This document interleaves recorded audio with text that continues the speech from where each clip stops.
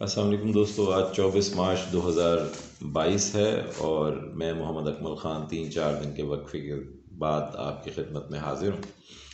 तो इन 3-4 दिनों में आपको मालूम ही है जब अदम एतमाद का एक हंगामा बरपा है मुल्क में और OIC की कॉन्फ्रेंस भी थी और 23 मार्च की जो पाकिस्तान डे परेड है वो भी थी। तो बहुत मेजर इवेंट्स थे। तो मेजर इवेंट्स के दौरान बहुत सारी ख़बरें, बहुत सारी गुफ्तगू लोगों की जारी रही। मैं भी देखता रहा, लेकिन मेरी ज़ाती मसरूफियत थी तो आपकी खिदमत में मैं कोई अपनी राय या अपना तजिया पेश नहीं कर सका। तो आज की वीडियो में मैं उन सारे मामलात को तो छोड़ दूंगा, क्योंकि ज़ाहिर है वो आप टीवी पे देखते रहे हैं, दूसरे दोस्त जो यूट्यूब पे वीडियोस करते रहे हैं उनको भी देखते रहे हैं, तो उनसे आप सब आगाह हैं। और मेरा थोड़ा तरीक़ाकार भी मुख्तलिफ है कि मैं कुछ तजिया पेश करने की कोशिश करता हूँ, कुछ डीप एनालिसिस पेश करने की कोशिश करता हूँ, ख़बरों से थोड़ा सा दूर रहने की कोशिश करता हूँ।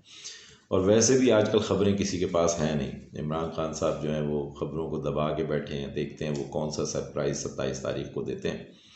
तो उस सरप्राइज़ के आने से पहले और अदम एतमाद पर वोटिंग से पहले कुछ भी नहीं कहा जा सकता कि क्या हो रहा है, लेकिन ज़ाहिर है नताइज अखज़ किए जा सकते हैं माजी को देखते हुए कि क्या हो सकता है। तो आज जिस मौजू का मैंने इंतख़ाब किया है वो ये है, उसकी इब्तिदा मैं इस तरह से करूँगा कि आपको पता है कि जब कोई अंधा कत्ल होता है जिसमें कातिल का मालूम ना हो और उसकी कोई कॉज भी समझ ना आ रही हो, तो सबसे पहले जो तहकीक का तरीका है वो ये देखा जाता है कि इसका अल्टीमेट बेनिफिशरी कौन हो सकता है, इस कत्ल के पीछे मुहर्रिक क्या हो सकता है, कौन इसका बेनिफिशरी हो सकता है, किसका मफाद वाबस्ता हो सकता है इस कत्ल के पीछे। तो बैने ही हम देखेंगे कि तहरीक अदम एतमाद के पीछे जो है वो कौन कौन हैं जिनके मफादात हो सकते हैं और किस किस को इससे प्रॉब्लम हो सकता है, इस हुकूमत से क्या प्रॉब्लम हो सकता है। एक तो मैं कंप्लीट 2 वीडियोस चैनल पे पहले भी मौजूद हैं। जो एक मैंने वीडियो की थी, let us buy Pakistan nukes to absolutely not, let us connect the dot, वो अगर किसी दोस्त ने नहीं देखी तो ज़रूर देखें। उसमें मैंने इंटरनेशनल जो हमारे रिलेशंस हैं उनके हवाले से ये बयान करने की कोशिश की थी कि ये तहरीक अदम एतमाद का हंगामा क्यों बरपा है और इमरान खान जो है वो मतलब है अमेरिका के नापसंदीदा क्यों है और अमेरिका उनको क्यों घर भेजना चाहता है। उसमें हमने अमेरिकी सफ़ीर की एक्टिविटीज़ पे भी बात की थी और इस पे भी बात की थी कि पैसा चल रहा है वगैरह वगैरह, वो सारी बातें मैं कर चुका हूँ। डैनियल मार्के की किताब का हवाला दे के एक दूसरी वीडियो भी कर चुका हूँ कि वो किस तरह अपने एसेट्स को यहाँ पर ख़रीदते हैं। तो आज की वीडियो की जो इब्तदा है वो मैं एयर मार्शल शाहिद लतीफ़ साहब जो हैं उनके 2 ट्वीट्स से करूँगा। आपको आगे डॉट्स कनेक्ट हो जाएंगे कि मैंने इनसे मतलब है इनके ट्वीट्स से क्यों इब्तदा की, और फिर हम जनरल बाजवा की गुफ्तगू जो उन्होंने पाकिस्तान डे परेड के मौके पे गैर रस्मी तौर पे लोगों से मिलते हुए, स्टूडेंट से मिलते हुए की, और आज भी उन्होंने कोई गैर रस्मी गुफ्तगू की है, मीडिया के बारे में भी की है, उन्होंने जो राय दी उसको कनेक्ट करेंगे और फिर हम अपने मौजू की तरफ आएंगे। तो शाहिद लतीफ़ साहब ने 3-4 दिन पहले, क्योंकि जब मीडिया पे या सोशल मीडिया पे बहुत ज़्यादा इस बात पे तूफ़ान खड़ा हुआ कि इस सारी जो अदम एतमाद का हंगामा है इसके पीछे एस्टेब्लिशमेंट का हाथ है, तो एस्टेब्लिशमेंट बदकिस्मती से पाकिस्तान में यही समझा जाता है कि फ़ौज एस्टेब्लिशमेंट है। फ़ौज बहैसियत इदारा ज़ाहिर है एस्टेब्लिशमेंट नहीं है, लेकिन फ़ौज के जो करता धरता होते हैं, जो मतलब है चीफ्स हैं या अच्छे रैंक्स पे लोग मौजूद हैं, वो फॉर श्योर एस्टेब्लिशमेंट का ही हिस्सा होते हैं। लेकिन इसमें जुडिशरी भी है, हमारी मुकन्नना के लोग भी हैं, बहुत सीनियर ब्यूरोक्रेट्स भी हैं। ये तमाम वो लोग हैं जो इन्फ्लुएंस कर सकते हैं किसी भी एतबार से, वो इसमें शामिल है। लेकिन चूँकि फ़ौज के हाथ में डंडा होता है, ताकत होती है, क़ुव्वत नाफ़ज़ा या एग्जेक्टिव अथॉरिटी होती है, लिहाजा उनका नाम जब लोग एस्टेब्लिशमेंट कहते हैं तो उन्हीं का नाम सबसे पहले सामने आता है। और फिर जब इस तरह के कोई हालात बनते हैं तो आपको पता है कि सारे लोग इसी तरह गुफ्तगू करते हैं कि जी वो गेट नंबर 4 पे पहुंच गए हैं, जी गेट नंबर 4 के सामने खड़े हैं वगैरह वगैरह। तो वो GHQ के गेट नंबर 4 ही की बात होती है, तो फ़ौज से मुतल्लिक रहता है ये। लेकिन ये फ़ौज पर बहैसियत इदारा तनकीद नहीं होती, और ख़ास तौर पे मुझ जैसे लोग नहीं कर सकते जिनका ये ईमान है कि फ़ौज पाकिस्तान में शायद वो वाहिद इदारा है जिसमें हमारे बच्चे अगर चाहें, हम गरीब लोगों के बच्चे अगर चाहें तो वो मेरिट पे फ़ौज में ही जा सकते हैं और वो चीफ़ ऑफ आर्मी स्टाफ के ओहदे पर भी पहुंच सकते हैं, यानी हाईएस्ट रैंक्स भी पे भी पहुंच सकते हैं। जबकि हम एक जमहूरियत के दावेदार लोगों की पार्टियों में किसी गरीब आदमी का किसी बुलंद मुकाम पे पहुंचना पॉसिबल ही नहीं है, ठीक है। सिवाय तहरीक इंसाफ एक एक्सेप्शन है जिसमें इमरान खान साहब का कोई ज़ाती रिश्तेदार मौजूद नहीं है, तो वहाँ आप कोई कहीं भी पहुँच सकते हैं। खैर, उस मौजू को छोड़ते हुए हम डायरेक्ट आ जाते हैं एयर मार्शल साहब के 2 ट्वीट्स की तरफ, और टाइम बचाने के लिए मैं उनका सिर्फ तर्जुमा आपके सामने पेश कर देता हूँ। उन्होंने अंग्रेज़ी में ट्वीट किए थे।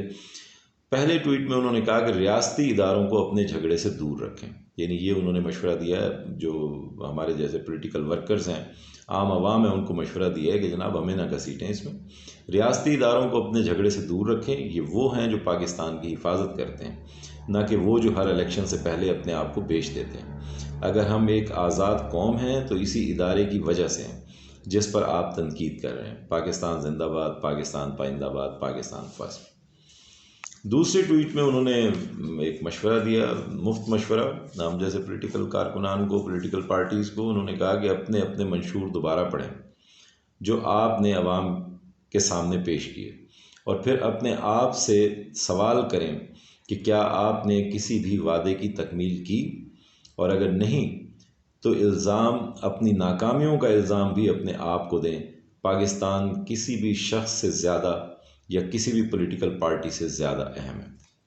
ये 2 उनके ट्वीट थे। जनरल बाजवा साहब ने जो गैर रस्मी गुफ्तगू की उसमें भी उन्होंने यही कहा कि अवाम को चाहिए कि वो दुरुस्त नुमाइंदों का इंतखाब करें। अगर वो इन्हीं नुमाइंदों का इंतखाब करते रहेंगे, पुराने ही नुमाइंदों का इंतखाब करते रहेंगे जिनसे पहले बहुत ज़्यादा मसाइल का सामना है उनको और जिनसे वो नालां भी हैं, तो ज़ाहिर है ये हालात तब्दील नहीं हो सकते वगैरह वगैरह। यानी उन्होंने लोगों की जो विज़डम है उसको उन्होंने चैलेंज कर दिया। उन्होंने बता दिया कि आप दुरुस्त इंतखाब नहीं करते। मैं दोनों साहिबान से ये कहना चाहूँगा, दोनों चूँकि मुक़्तदरा का हिस्सा हैं, रहे हैं। शाहिद लतीफ़ साहब भी हमारे JF-17 थंडर प्रोग्राम के चीफ़ रहे हैं और माशाल्लाह उसके रूए रवां रहे हैं। उनका बड़ा कंट्रीब्यूशन है, बहुत अच्छा एनालिसिस करते हैं। लेकिन दोनों को मैं ये कहना चाहूँगा कि दामन पे कोई छींट, न खंजर पे कोई दाग, तुम कत्ल करो कि करामात करो। इसका मफहूम आपको समझ आ जाएगा। आइए अब हम बिल्कुल डायरेक्ट अपने मौजू की तरफ चलते हैं कि इस अंधे कत्ल का बेनिफिशरी कौन हो सकता है, इस तहरीक अदम एतमाद का लोकली बेनिफिशरी कौन हो सकता है। और जो कुछ मेरे सामने है मैं आपके सामने पेश कर देता हूँ, आप भी उसी तरह कोई नतीजा निकाल लें जो आप चाहें। ज़रूरी नहीं कि मेरे नतीजे से या मेरी राय से आप मुत्तफ़िक हों। आप सबको याद ही होगा, हम सब टीवी देखते थे। एक ज़माने में एक ज़ाविया प्रोग्राम आया करता था और इशफ़ाक़ अहमद साहब उसको प्रेजेंट किया करते थे। इशफ़ाक़ अहमद साहब ने उसमें एक वाक़या बयान किया था कि मैं अपने वालिद साहब के साथ सर्कस पे गया और मैंने वहाँ हाथी को देखा। तो हाथी जो है वो एक छोटे से खूंटे के साथ एक जंजीर उसके पाँव में डली हुई थी और वो हाथी बंधा हुआ था। तो मैं जब हाथी के करीब गया तो वो थोड़ा सा हिला तो मैं डर गया। तो उनका सारी बात का लुबे-लुबाब ये था कि उन्होंने अपने वालिद साहब से पूछा कि ये हाथी मतलब इस खूंटे को तोड़ ले, तो उन्होंने कहा ये हाथी खूंटे को तोड़ नहीं सकता। तो उन्होंने सवाल किया कि ये इतना ताकतवर है तो ये क्यों नहीं तोड़ सकता इस खूंटे को, खूंटा तो बहुत छोटा सा है। तो उनके वालिद साहब ने उनको कहा कि बेटा ये इस खूंटे से नहीं बंधा हुआ बल्कि ये ख्याल से बंधा हुआ है। जब ये बहुत छोटा बच्चा था, नातवां था, तब इसको इसी खूंटे से बांधा जाता था। उस वक्त इसने बहुत उछला कूदा, इससे अपने आप को छुड़वाने की कोशिश की, आज़ाद होने की कोशिश की, लेकिन इससे ये खूंटा उखाड़ा ना जा सका और उसे आहिस्ता आहिस्ता ये गुमान गुजरने लगा कि ये खूंटा जो है ये बहुत ताकतवर है और मैं इससे अपनी टांग छुड़वा नहीं सकता। तो आहिस्ता आहिस्ता वो इस पर मुतमईन हो गया। तो बैन ही जो एस्टेब्लिशमेंट है पाकिस्तान की मुक़्तदिरा है, कोई इस मेरी वीडियो से ये ना समझे कि मेरी राय जो है वो तब्दील हो गई है या मैं इस सारे कज़िये के पीछे अमेरिका की इन्वॉल्वमेंट को नहीं समझता। अमेरिका की इन्वॉल्वमेंट इसमें अपनी जगह है, लेकिन मैंने उन वीडियोस में जो इस हवाले से की थी उनमें भी ये बात कही थी कि अमेरिका की इन्वॉल्वमेंट ज़रूर है, लेकिन अमेरिका के लोकल एसेट्स की इन्वॉल्वमेंट के बग़ैर इतना बड़ा हंगामा इस तरह बर्पा कर देना, इन सियासी जो लोग मतलब इस वक्त हंगामा बर्पा क्यों, इनके बस की बात है नहीं। इशारे ज़रूर होते हैं, कहीं ना कहीं से इशारे ज़रूर होते हैं और वो आपको आगे जाके पता चल जाएगा। अब ये इन ख्यालात से या इस छोटे से खूंटे से जंजीर के साथ लोगों को कैसे बांधते हैं, मैं अपने एक बहुत करीबी दोस्त का आपको किस्सा सुना देता हूँ। और वो इस वक्त भी पाकिस्तान तहरीक इंसाफ के MNA हैं, नवाज़ लीग में भी रहे, और दोनों इलेक्शन मतलब लास्ट इलेक्शन और ये इलेक्शन, दोनों इलेक्शन जीते और उससे पहले 2 इलेक्शन हारे भी। तो जो 2 इलेक्शन वो हारे उनमें उनके वोटों की तादाद 88,000, 90,000, 95,000 तक भी तादाद रही, लेकिन इसके बावजूद वो इलेक्शन हार गए। ये किस्सा उन्होंने मुझे खुद सुनाया। उन्होंने मुझे बताया कि मेरे हलके में एक बार मेरी एक ऑफिसर से मुलाकात हुई। तो उन्होंने मुझे मतलब वो मुझे जानते थे और मैं लेकिन उनको नहीं जानता था। तो जब तारुफ हुआ तो वो हंसने लगे और उन्होंने कहा कि सर, आपकी वजह से मैं एक बार एक बकरे की शर्त हार गया था। तो मैंने उनसे पूछा कि जी मेरी तो आपसे मुलाकात भी नहीं है, तो आप मेरी वजह से बकरे की शर्त क्यों हार गए, कैसे हार गए? तो उन्होंने बताया कि मेरी पहली पोस्टिंग आपके इलाके में एज मजिस्ट्रेट हुई थी और आगे इलेक्शन आ रहा था, इलेक्शन कैंपेन चल रही थी, तो हम मजिस्ट्रेट दोस्त 5 मजिस्ट्रेट दोस्त आपके ज़िला में तैनात थे। तो पांचों हम आपस में गुफ्तगू कर रहे थे और हम बता रहे थे कि हर मजिस्ट्रेट का ख्याल था कि वो फ़लाँ साहब जीतेंगे, फ़लाँ साहब जीतेंगे। तो मैंने आपका नाम लिया कि जनाब, मैंने तो जो अवाम में महसूस किया है कि इन साहब की बहुत मकबूलियत है, और जो मेरे दोस्त हैं वो बहुत तालीम याफ्ता हैं, एक पैसे की करप्शन के रवादार नहीं हैं, बहुत शाइस्ता तरीन इंसान है, लिटरेट इंसान है, और ऐसे सियासतदान पाकिस्तान में बाहर तौर कम है जैसे वो हैं। He is an exception. तो उन्होंने कहा कि उनकी अवामी मकबूलियत बहुत ज़्यादा है, मजिस्ट्रेट साहब ने कहा। तो मैंने कहा कि जी वो यही साहब जीतेंगे। तो बाकी मजिस्ट्रेट हंसने लगे और उन्होंने कहा लगाएं फिर शर्त लगाते हैं। तो हमने शर्त लगा ली और बकरे की शर्त लग गई कि जनाब जो जीतेगा वो बकरा यानी ज़िबा करेगा और उसकी दावत करेगा सब दोस्तों के साथ। कहते मैं वो आप इलेक्शन हार गए और मैं वो दावत हार गया। और उन्होंने साथ ही ये बताया कि उस इलेक्शन पर मेरी ड्यूटी लगी कि मैंने बैलेट पेपर रिसीव करने हैं इलेक्शन कमीशन से। तो मैं जब मेरे डीसी साहब ने मुझे गाड़ियाँ दी और मैं इस्लामाबाद इलेक्शन कमीशन पहुंचा और वहाँ से मैंने बैलेट पेपर्स रिसीव करने थे। तो जब मैं जो कंसर्न कॉम्पिटेंट अथॉरिटी थी उसके सामने पेश हुआ कि जनाब ये मेरा अथॉरिटी लेटर है और मुझे ये मेरे ज़िला के लिए जो है वो अपना DCO साहब ने भेजा है और ये मुझे बैलेट पेपर्स आप मेरे हवाले कर दें। तो उन्होंने किसी असिस्टेंट को बुलाया और कहा जी ये इनके डिस्ट्रिक्ट के जो बैलेट पेपर्स हैं उसके बैग्स इनके गाड़ी में रखवा दें। तो वो मेरी गाड़ी में रखवाने लगे। तो मैंने उनसे कहा कि जी मुझसे आप रिसीविंग तो लेंगे तो मुझे ये तो बताएं ना कि पर बैग कितनी बुक्स हैं, हर बुक में कितने बैलेट पेपर हैं, उनकी कुल तादाद कितनी है, वगैरह वगैरह, वो सारी चीज़ें मुझे तो बताएं।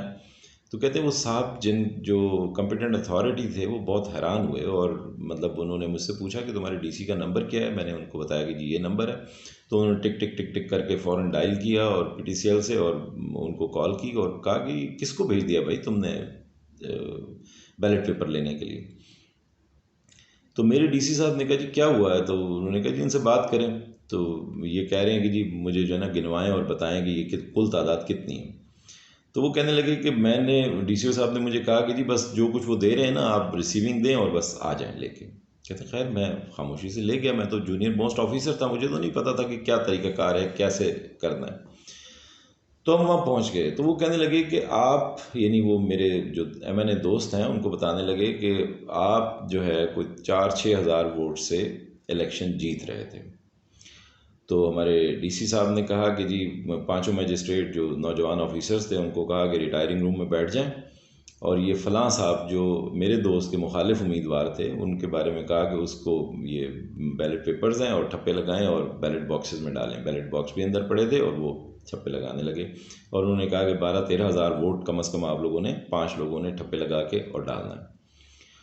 तो खैर कहते हैं हम रिटायरिंग रूम में बैठे और हमने ठप्पे लगाए और बैलेट बॉक्स भर दिए 13 हज़ार वोटों से। तो उस तरह वो 6-7 हज़ार वोटों से हार गए। अब ये जो मेरे दोस्त हैं वो इस ख्याल के खूंटे से बंध गए कि चाहे आप 90,000 लाख वोट ले भी लें तो आपको जब चाहे आपकी टांग खींची जा सकती है और इस तरह से खींची जा सकती है कि आपके ख़िलाफ़ बैलेट पेपर्स जो है ना वो ठप्पे लगा के और बैलेट बॉक्सेस को भरा जा सकता है और आपकी यकीनी जीत को यकीनी शिकस्त में तब्दील किया जा सकता है। अभी जब ये अदम एतमाद का हंगामा बरपा हुआ तो मैंने देखा कि वो भी डिफेक्शन करने वाले लोगों में उनकी भी राय जो है वो डिफेक्शन करने वाले लोगों में शामिल थी कि वो भी पीटीआई को छोड़ने के लिए तैयार थे। जब मैंने उनसे पूछा कि वजह क्या है इस वक्त, तो कोई ऐसी वजह नज़र नहीं आती कि जिसकी वजह से, तो उन्होंने बड़े सादा लफ्ज़ों में मुझे कहा कि देखें जी, जो हमें यहाँ बिठा गए थे ना, अगर वो हमें ये नहीं कहते कि यहीं रहना है तो फिर जो है ना हमारे ख्याल में अब वो टाइम आ गया है कि अब हम जो है ना जमात छोड़ दें। मैंने उनसे सवाल किया कि जो आपको बिठा गए थे, अगर उन्होंने आपको ये नहीं कहा कि यहाँ से उठ जाएं, तो फिर आप किसके कहने पे उठ रहे हैं? तो वो थोड़े मतलब खामोश हो गए और उन्हें अंदाज़ा हो गया कि ये सवाल जो है बहुत डीप है और इसका जवाब देना नुकसानदेह हो सकता है। तो जाहिर है किसी के इशारे पे ऐसा होता रहा।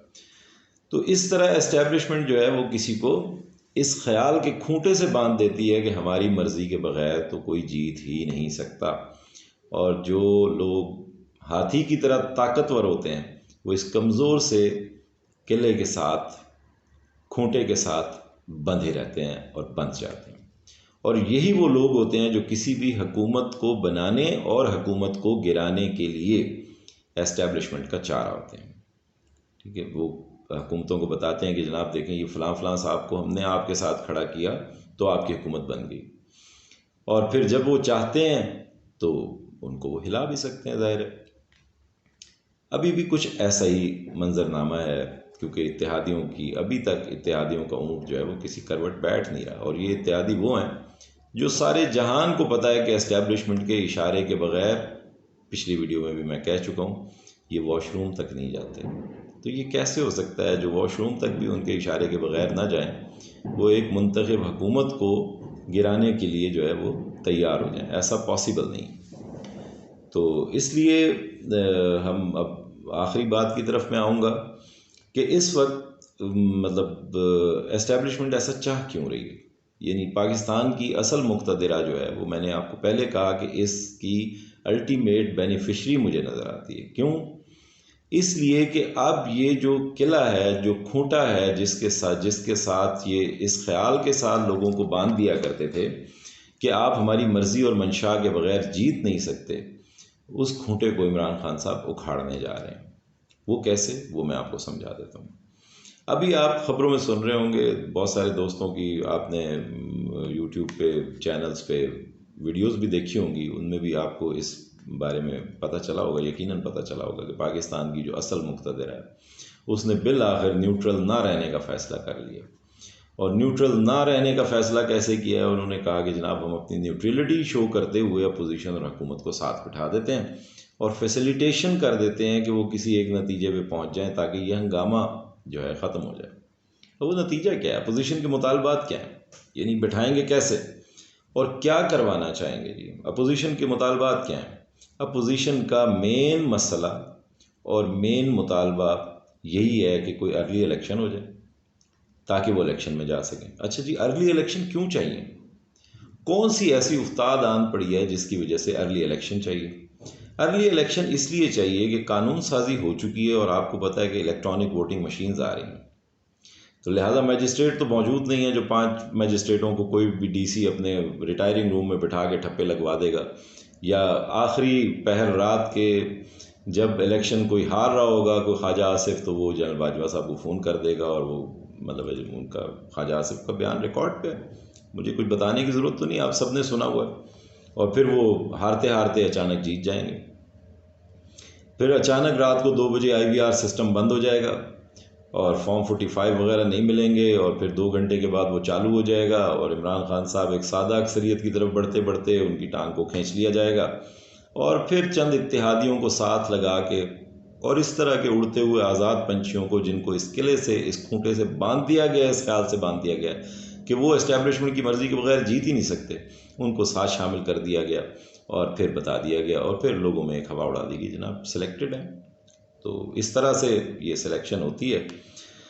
खैर, अपोजिशन का मुतालबा यही है, अपोजिशन फौरी इलेक्शन क्यों चाहती है? फौरी इलेक्शन चाहती है कि अगर इलेक्ट्रॉनिक वोटिंग मशीन आ गई तो ये जो ख्याल से बंधे हुए हाथी हैं, ये ख्याल तो टूट जाएगा। अगर एक प्रॉपर फेयर वे में टेक्नोलॉजी के बलबूते पर इलेक्शन होगा तो उसमें तो रिग करना बड़ा मुश्किल हो जाएगा। तो लिहाजा ये जब खूंटा उखड़ेगा तो हर शख्स अपनी राय में आज़ाद होगा और कोई ये नहीं कह सकेगा कि जो हमें यहाँ बिठा गए थे अगर उनका इशारा नहीं होता तो यूँ हो जाएगा, फलां हो जाएगा, क्योंकि कोई किसी को बिठाने वाला नहीं होगा, लिहाजा किसी को इशारे का इंतज़ार भी नहीं होगा। दूसरी बात ओवरसीज़ पाकिस्तानीज़ का वोट है, उस पर भी कानून साजी हो चुकी है।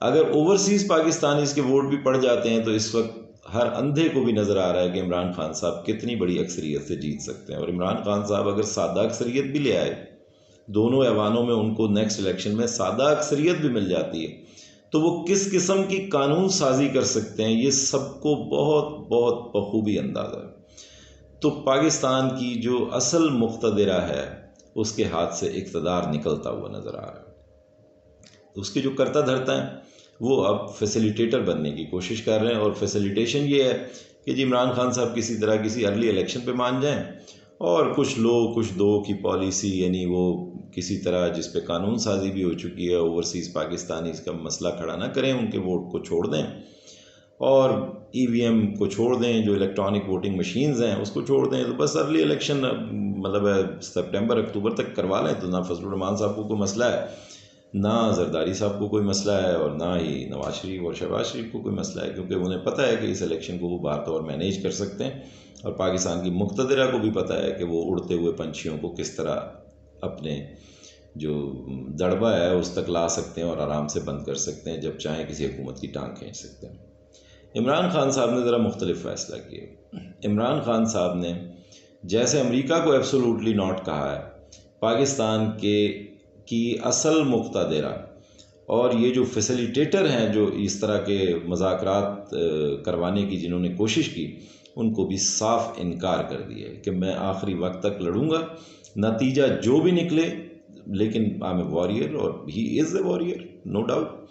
तो उन्होंने इस बात से इनकार कर दिया है कि इन सारी चीज़ों पर कोई कंप्रोमाइज़ नहीं हो सकता। ना किसी अर्ली इलेक्शन में हम जाएंगे, ना ईवीएम को हम फोरगो करेंगे और ना ही ओवरसीज़ पाकिस्तानीज़ के वोट से हम पीछे हटेंगे। ओवरसीज़ पाकिस्तानीज़ आपको पता है ट्विटर पे, सोशल मीडिया पे हर शख्स का उनसे इंटरेक्शन होता है, ख़ास तौर पे ट्विटर पे बहुत ज़्यादा इंटरेक्शन होता है, ट्विटर की स्पेसेस में बहुत ज़्यादा इंटरेक्शन होता है उन लोगों से।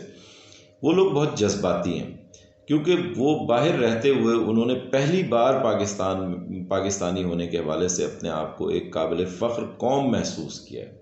और उसकी वजह इमरान खान साहब हैं, क्योंकि उनका जो कद है उन अक़वाम आलम में और उनकी लीडरशिप में, तो उन्हें पहली दफ़ा ये फ़ील हो रहा है, जिस तरह लोग हमारे साथ ट्विटर की स्पेसेस में इंटरेक्ट करते हैं और बताते हैं कि पहली दफ़ा हम अपने आप को कोई मुअज़्ज़ज़ शहरी समझते हैं, किसी मुअज़्ज़ज़ मुल्क का शहरी समझते हैं और हमारी इन माशरों के अंदर इज़्ज़त और वक़ार में इजाफ़ा हुआ है इमरान खान साहब की खारजा पॉलिसी की वजह से और उनके इक़्तिदार में आने के बाद, कि लोग उनको जानते हैं, उनको एक विजनरी लीडर के तौर पर जानते हैं और उनकी वजह से हमारी रिस्पेक्ट में इजाफ़ा हुआ। बाकी ये महंगाई का रोना तो ये यहाँ का मीडिया पैसे लेके या किसी की डायरेक्शन पे बकवास कर सकता है ना, ये बाहर तो नहीं कर सकते। ज़ाहिर है बाहर तो लोगों को पता है कि वहाँ पर किस कदर महंगाई हुई है और इस महंगाई के फैक्टर्स हैं। एक 100 साल में आने वाला एक पेंडेमिक जो है जिसने पूरी दुनिया की मईशतों को हिला के रख दिया था, वो पूरी दुनिया की मईशतें हिली हैं। तो वो जो बैरून मुल्क मुकीम पाकिस्तानी है वो हमसे कहीं ज़्यादा शऊर रखते हैं इस बात का कि पाकिस्तान में कौन सी हकीकी तब्दीली वाक़ई हो चुकी है। तो जिस तरह जनरल बाजवा साहब हमें मशवरा दे रहे हैं और जो एयर मार्शल साहब ने हमें मशवरा दिया, हम भी उनको मशवरा दे रहे हैं, मेहरबानी करें, आप न्यूट्रल हैं ना तो न्यूट्रल ही रहें, ठीक है। इस तरह की न्यूट्रलिटी आप दूर ना करें अपनी कि आप फैसिलिटेटर का किरदार अदा कर दें, ठीक है। ये कौम जो है, ये कौम किसी सूरत इमरान खान को हमने ये मैंडेट ही नहीं दिया कि वो किसी चोर के साथ बैठे, किसी सर्टिफाइड चोर के साथ बैठे, यानी जिसको सुप्रीम कोर्ट डिक्लेयर कर चुकी हो कि वो चोर हैं उनके साथ बैठे। ये तो मैंडेट ही नहीं दिया पाकिस्तान की आवाम ने उनको, या उनके वोटर ने उनको ये मैंडेट नहीं दिया। उनको अपने मैंडेट के ख़िलाफ़ नहीं जाना चाहिए, ठीक है। और कत्तन NRO जो है, यानी आप अंदाज़ा कीजिए कि नाम कैसे कैसे रखते हैं NRO, कि ये रिकॉन्सिलिएशन, नेशनल रिकॉन्सिलिएशन ऑर्डिनेंस था जी। इस पे ये कहा जाता था कि जनाब ये मफाहमत और हम आहंगी पूरी कौम में पैदा करने के लिए ये ऑर्डिनेंस मुशर्रफ साहब ने जारी किया था। ठीक है, एयर मार्शल साहब से मेरा भी ये सवाल है कि आप हमें बताते हैं कि जनाब ये मैनिफेस्टो को देखें, पढ़ें, क्या चीज़ें, कौन सा एजेंडा पूरा हुआ। मुशर्रफ साहब ने भी 10 साल हुकूमत की थी, उनसे आपने क्यों नहीं पूछा कि जनाब ये नैब आपने बनाई थी, ये इसलिए बनाई थी कि आप लोगों को दबाव में लाएंगे और उसके बाद उनको एनआरओ दे देंगे। यानी गोबर के ऊपर आप बड़े आराम से चांदी का वर्क चढ़ाएंगे और बता देंगे लोगों को जनाब ये नेशनल रिकॉन्सिलिएशन है, ये मफाहमत है, कौमी मफाहमत है जनाब, पूरी कौम को जोड़ दिया आपने। यानी आप गोबर के ऊपर चांदी के वर्क चढ़ाते हैं, उसे चढ़ाने के बाद हमें मजबूर करते हैं कि जनाब ये हलवा इसको खाएं। कितनी बदकिस्मती है। तो मेहरबानी करें इस तरह की फैसिलिटेशन आप ना करें। ठीक है, मुल्क खुदा का शुक्र है मजबूत हाथों में है। हमें इमरान खान साहब पर पूरा भरोसा है, कौम को और उनके वर्कर्स को इमरान खान साहब पर पूरा भरोसा है और इंशाअल्लाह अज़ीज़ वो कामयाब होंगे, क्योंकि ये चूं चूं का मुरब्बा उनकी हुकूमत नहीं गिरा सकता।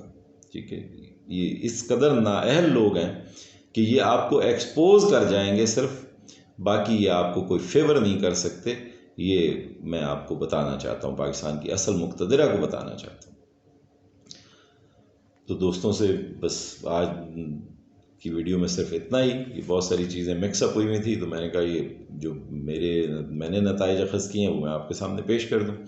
इंशाअल्लाह अगली वीडियो में जो है ना वो ज़रा ख़बरों के ऊपर कुछ गुफ्तगू कर लेंगे, लेकिन आज की वीडियो में इतना ही। Thank you very much. अपना बहुत ख्याल रखिएगा और पाकिस्तान के लिए और इमरान खान साहब के लिए दुआ गो रहिएगा।